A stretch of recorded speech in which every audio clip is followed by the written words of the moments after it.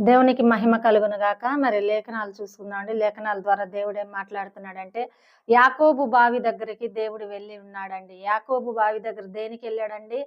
ఆ యొక్క సమరయ స్త్రీని దర్శించడానికి దేవుడు వెళ్ళి ఉన్నాడు. మధ్యాహ్న కాల సమయంలో నిన్ను దర్శించటానికి మరి నీ ఇంటికి వస్తున్నాడేమో, నువ్వు ఎక్కడికి వెళ్తే అక్కడికి వస్తున్నాడేమో, నిన్ను దర్శించాలా, నీతో మాట్లాడాలా, నీ జీవితంలో గొప్ప కార్యం చెయ్యాలా అని చెప్పేసి దేవుడు ఏం చేస్తున్నాడండి? ఎదురు చూస్తూ నిన్ను దర్శించుటకు ఆయన వస్తున్నప్పుడు మన సమయాన్ని ఏం చేస్తున్నామండి? సమయాన్ని మరి మనం పాటించక సమయం అంతా పోగొట్టుకుంటూ మరి మన యొక్క ఆలోచనలో, మన యొక్క మాటలలో, మన యొక్క క్రియలలో ఉంటున్నాము. కానీ దేవుని మాట వినలేకపోతున్నామండి.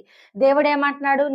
నేను మీతో మాట్లాడాలనుకుంటున్నాను అంటున్నాడండి. మరి యాకోబు బావి దగ్గరికి ఎందుకు వెళ్ళాడండి? ఆ స్త్రీని దర్శించాలా, ఆ స్త్రీతో మాట్లాడాలా, ఆ స్త్రీని రక్షించాలా అన్న యొక్క ఆశతో ఆయన వెళ్ళున్నాడండి. మనల్ని కూడా రక్షించాలా, బలపరచాలా, కార్యములు జరిగించాలా అని చెప్పేసి దేవుడు ఏం చేస్తున్నాడు?